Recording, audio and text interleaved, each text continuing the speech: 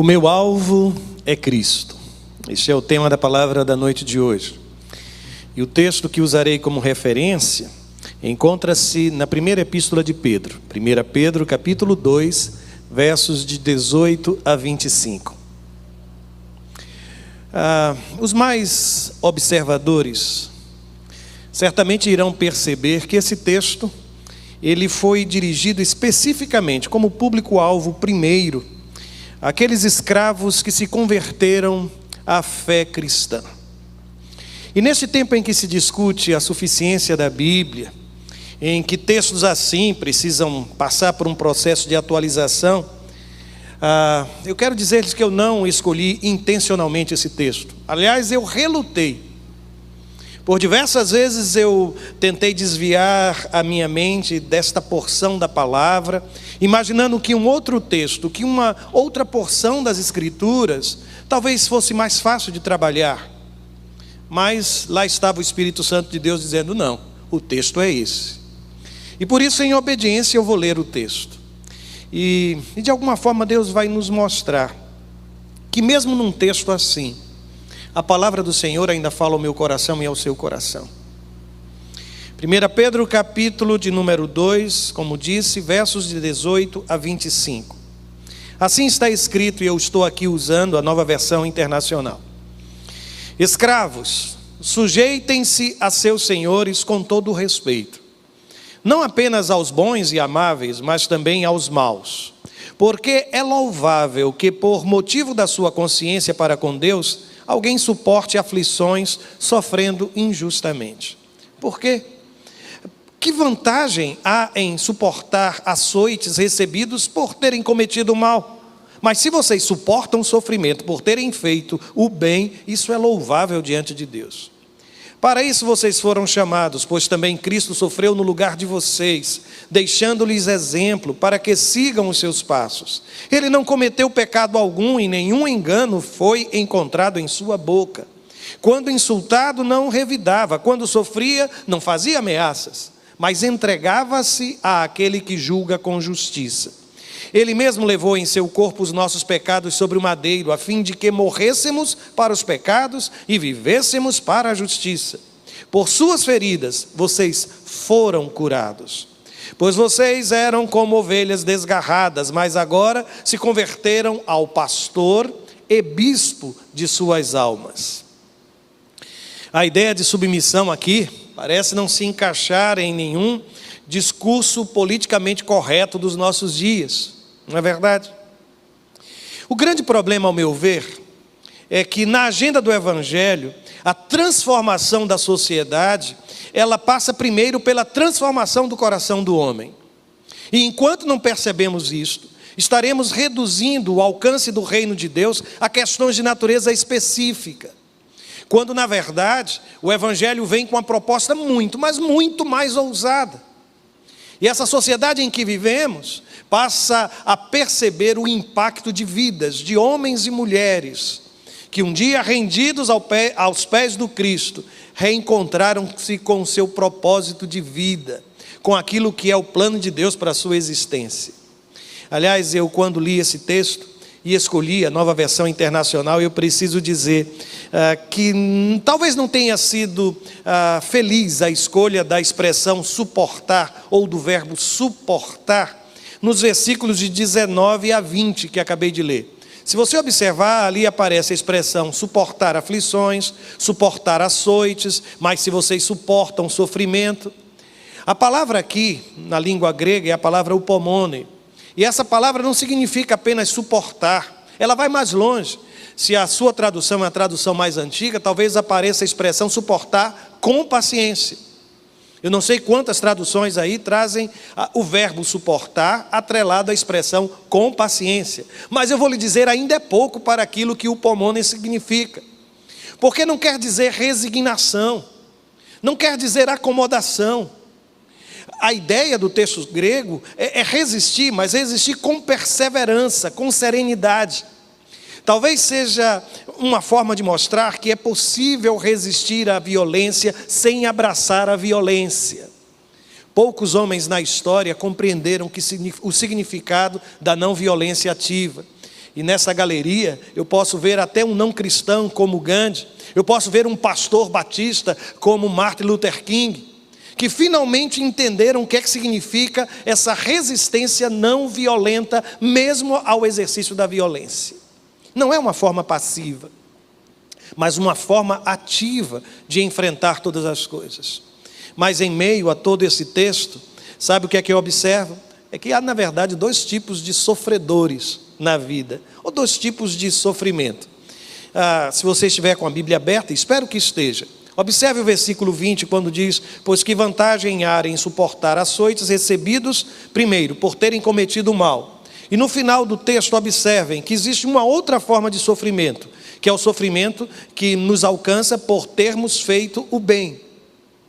Quando eu penso naqueles que são sofredores ou estão sofrendo por terem cometido o mal, eu confesso que para nós isso parece razoável, parece até necessário, parece igualmente justo. Aliás, era algo esperado. E quando nós observamos o sofrimento como consequência da prática do mal, somos capazes até mesmo de dizer: olha, mereceu, está pagando por aquilo que fez. Mas quando o sofrimento nos alcança, e aí diz o texto sagrado, e alcança o meu coração, o seu coração, por termos feito o bem, isso nos parece incompreensível, isso nos parece inaceitável, isso não nos parece justo, isso não nos parece merecido. E aqui eu quero chamar a sua atenção para o fato de que o texto sagrado ele sempre foi muito realista. Eu me preocupo muito com o cultivo de uma visão romântica da vida. E quem tem uma visão romântica da vida, dificilmente vai aceitar, compreender o sofrimento dos bons, e dificilmente vai entender, compreender, aceitar a prosperidade dos ímpios. Mas eu quero dizer que a vida nem sempre é justa, que sofrimentos nos alcançam sim, mesmo no exercício da prática do bem. E como diz o texto sagrado, há maneiras diferentes de sofrer. Eu tenho um cantor, o Vanderly, eu tenho uma canção dele que gosto e tenho uma segunda também. E há um momento em que ele fala do coração romântico, ele diz que os românticos são poucos, são loucos, são desvairidos, querem ser o outro, pensam que o outro é o paraíso, são lindos, limpos, pirados, segundo ele, viu? Choram com baladas, amam sem vergonha e sem juízo.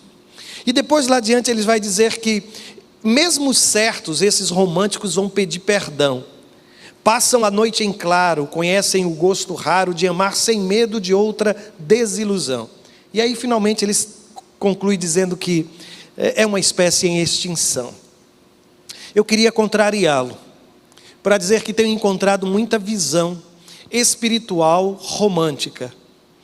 Eu tenho encontrado muita gente que, por ter uma visão romântica da vida, acaba não acreditando, por exemplo, na condenação dos ímpios. Se encantam, se inebriam com o amor e a misericórdia de Deus, e por um instante imaginam que aquilo que está escrito pode ser rasgado, e começam a defender um princípio de universalismo, começam a defender um resgate final de toda a criatura. Afinal, um Deus que é tão bondoso não vai permitir que alguém seja condenado. Quem tem uma visão espiritualmente romântica, vive como se o no mundo tereis aflições não fosse verdade. Pode observar. Quem tem uma visão espiritual romântica, chega mesmo a reclamar do fato de que Deus faz com que o sol se levante sobre maus e bons, e que derrame o Senhor chuva sobre justos e ímpios. Pessoas assim pensam que podem administrar o sol e a chuva, e escolher onde sol e chuva vão cair ou vão brilhar. Gente assim acredita que Faraó vai deixar o povo de Deus sair do Egito sem qualquer luta, sem qualquer dificuldade. Gente que é espiritualmente romântica reage sempre com desesperança à primeira situação de conflito, de crise, de dificuldade no caminho do deserto. Gente que é espiritualmente romântica faz coro com aqueles que passaram diante da cruz e gritavam para Jesus: se tu és o Filho de Deus, desce daí. Porque cruz não é lugar de um filho de Deus. E ainda acrescentam: se desceres da cruz, então nós creremos em ti. Gente assim que é espiritualmente romântica, imagina inclusive que quando ora, podem determinar aquilo que Deus vai fazer na sua vida. Mas a vida não é assim. E parece que o texto nos ensina, ou se propõe para que tenhamos uma visão realista da vida. Eu quero lhe dizer que o fato de você ser bondoso, o fato de você ser uma pessoa honesta num país mergulhado em corrupção, o fato de você ser alguém que cultiva a santidade, cercado de situações de pecado por todos os lados, isso significa escolher viver conflitos. Isso aqui, o mundo em que vivemos, está escrito: jaz no maligno. E isso não pode ser alterado. É por isso que quando eu leio esse texto, eu observo que dois conceitos são extremamente importantes nesta hora. E aí vem o versículo 19, quando ele diz que é louvável, é digno de elogio, que por motivo de sua consciência para com Deus, alguém suporte aflições sofrendo, inclusive injustamente. Em tese, poderíamos até concordar com esta afirmação. Mas desde que este que sofra não seja eu, não seja alguém que amo. Porque quando eu sofro a injustiça, deixe-me lhe dizer, isso me incomoda. Eu esbravejo. Eu não sei como lidar com isso. E eu começo a desafiar a realidade, como se algo assim não fosse possível para um homem de Deus, para um servo de Deus, para uma serva de Deus. Eu quero lhe dizer que o texto sagrado que lemos, ele nos convida a pensar que a minha vida e a sua vida não pode ser regida, não pode ser conduzida, dirigida pelas circunstâncias que estamos enfrentando. É fácil perceber que até o temperamento de algumas pessoas, ele sofre uma variação em função das circunstâncias. Se ele estiver passando por um momento muito bom, que pessoa ótima ele é, não? Fácil conviver com ele. Mas experimente passar ao lado desta pessoa uma situação de crise. E você vai ver que ele fica perturbado, ela fica perturbada. De repente, aquele temperamento dócil dá lugar a alguém impulsivo, dá lugar a alguém intempestivo, irascível. Observe, alguns de nós parecem permitir que as circunstâncias determinem até a nossa relação com Deus. Se é uma situação de crise, lá estou com os meus joelhos dobrados. Se é uma situação de dor, a Bíblia está aberta no Salmo 91, na frente da minha casa.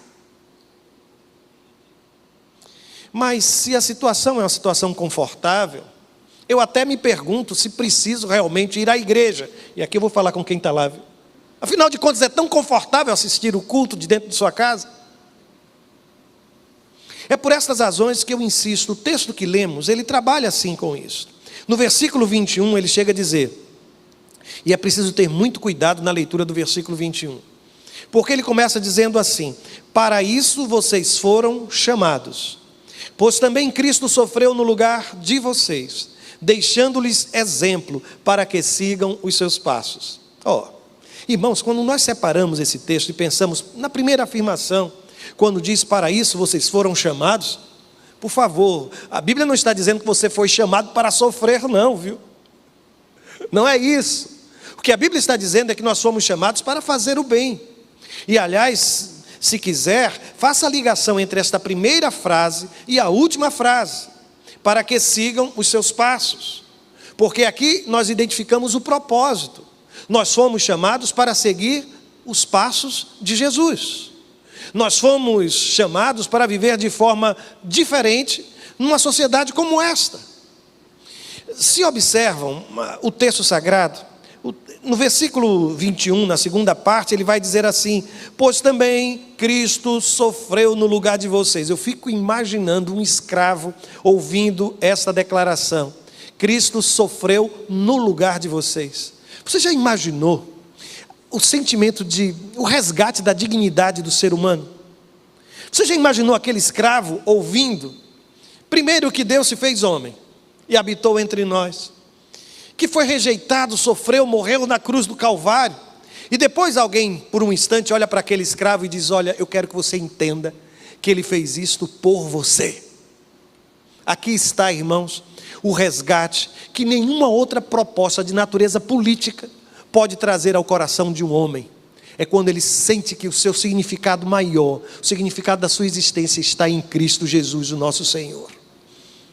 E o texto prossegue dizendo, olha, ele não somente sofreu no seu lugar, mas ele deixou exemplo. E a palavra aqui é a palavra hipogramos. E ela tem a ver com o processo de ensino e aprendizagem. Eu não sei se você ainda se recorda, quem tem filhos pequenos sabe disso.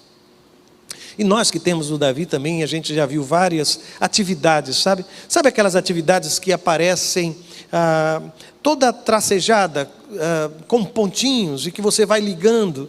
Sabe aquelas letras quando você começou a aprender e alguém fez um desenho, fez um esboço, e você precisava cobrir todos aqueles pontinhos, todas aquelas linhas, e de repente surgiu a letra A.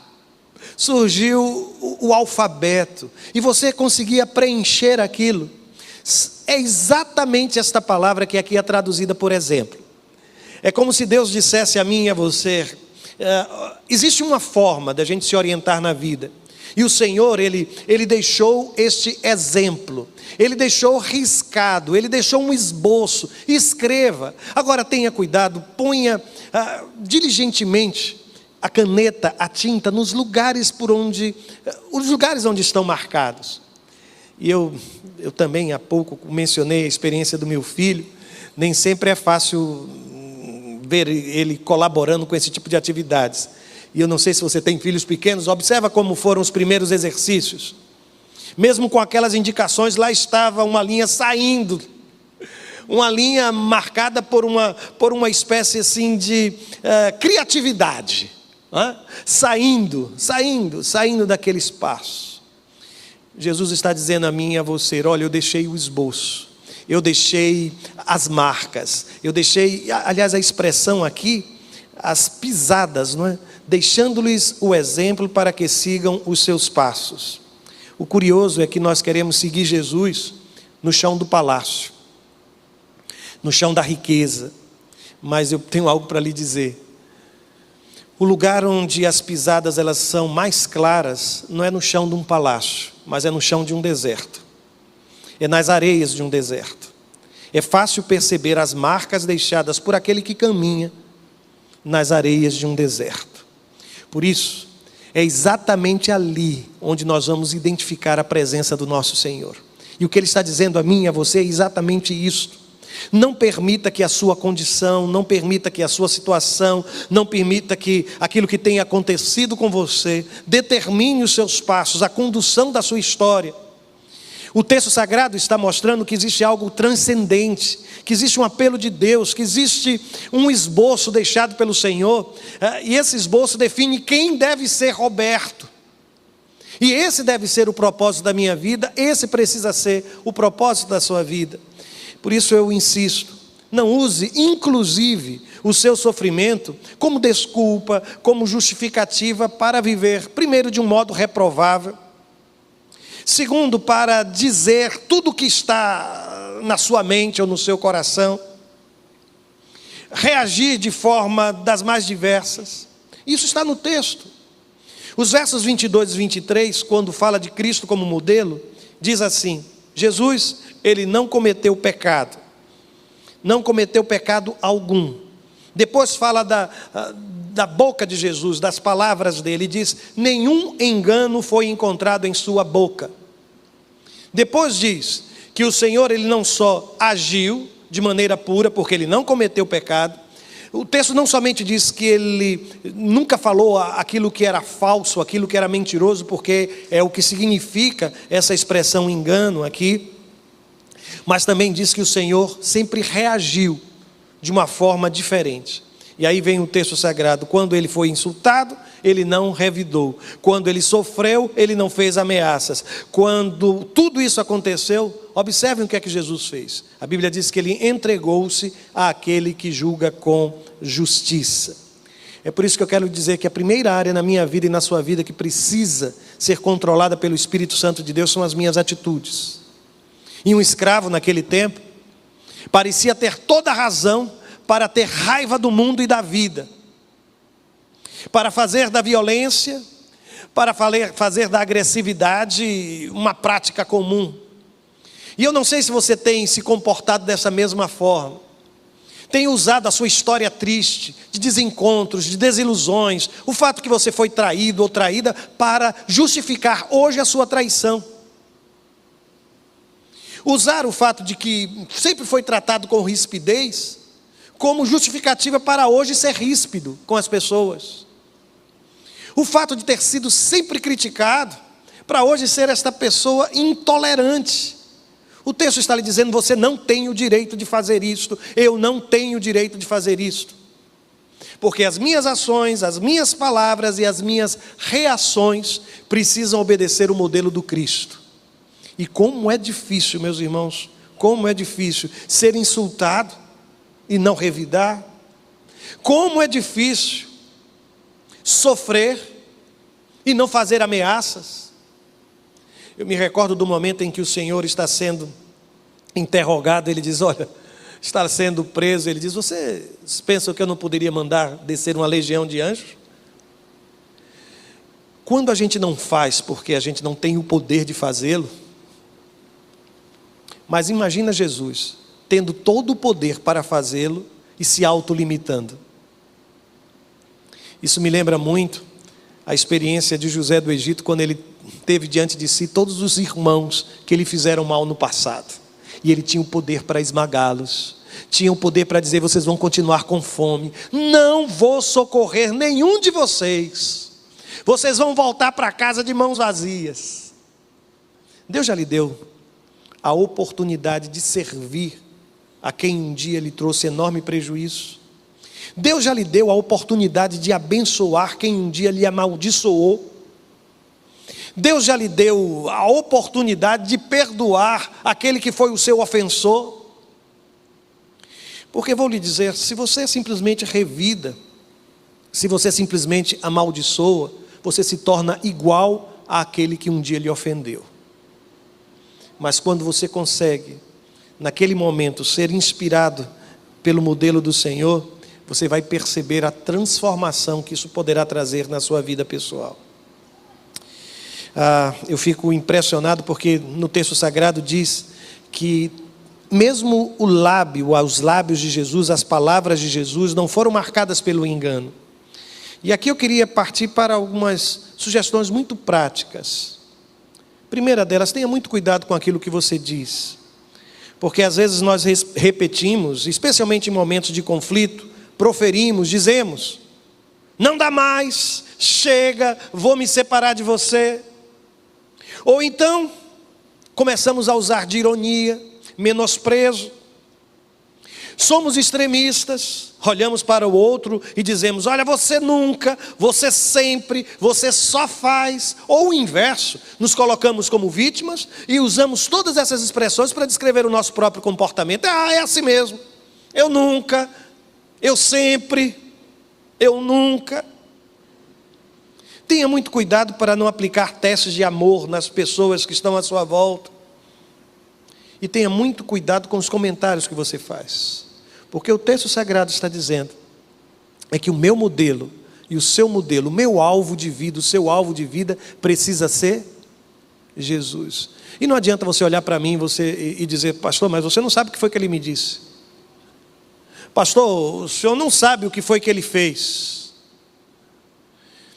O Cristo a quem servimos ouviu injúrias enquanto estava crucificado, foi alvo das mais diferentes dores provocadas por aqueles que naquele momento estavam se colocando diante dele e desafiando a sua autoridade. E mesmo assim, o Senhor permaneceu como exemplo para mim e para você. Aliás, nesse sentido, deixa eu lhe dizer, eu fico impressionado porque Jesus, ele não somente nos ensinou, ele não somente falou sobre a importância de amar inclusive os nossos inimigos e orar por eles, mas no dia em que ele estava crucificado, ele assim o fez. E o que me impressiona é que houve um homem que aprendeu com isso. A Bíblia diz que Estevão, aquele que foi chamado de primeiro mártir do cristianismo, diz os versos 58 e 59 de Atos capítulo 7, que enquanto apedrejavam Estevão, notem, enquanto ele estava sendo apedrejado, a Bíblia diz que ele orava. E querem ouvir a oração dele? Ele disse assim: Senhor Jesus, recebe o meu espírito. Você se recorda o que disse o apóstolo Pedro? Que no momento quando ele insultado, não revidava, quando sofria, não fazia ameaças, mas finalmente ele entregava-se àquele que julga com justiça. Sabe o que é que o texto está dizendo? Que nesse momento, ao invés de ameaçar, ao invés de revidar, de usar do ódio, da vingança, o texto está dizendo: entregue a Deus, entregue ao Senhor. E lá estava Estevão dizendo: Senhor Jesus, recebe o meu espírito. Aí a Bíblia diz que ele caiu de joelhos e bradou: Senhor, não os consideres culpados deste pecado. E dizendo isto, adormeceu. Os irmãos conseguem perceber que as palavras deste homem refletem as palavras de Jesus lá na cruz do Calvário? É isso que significa ter Jesus como alvo. E notem que tudo isso ele disse, tudo isso ele fez enquanto estava sendo apedrejado. Eu não sei se você está sendo vítima de um apedrejamento. As pedras hoje são diferentes, não é? Elas ferem a nossa alma, elas ferem a nossa dignidade, elas destroem o homem, mas permitem que esse homem permaneça vivo para conviver com a destruição que lhe foi feita, com o prejuízo que lhe foi causado. As pedras hoje são diferentes. Às vezes é uma palavra que você escuta, às vezes é um tratamento com indiferença, com rispidez, e muitos estão sendo apedrejados dentro de suas próprias casas. E as mãos que têm lançado estas pedras, às vezes são as mãos daqueles a quem tanto ama. É por isso que o texto sagrado nos convida a fazer de Jesus aquele que é o meu alvo e o alvo de sua vida.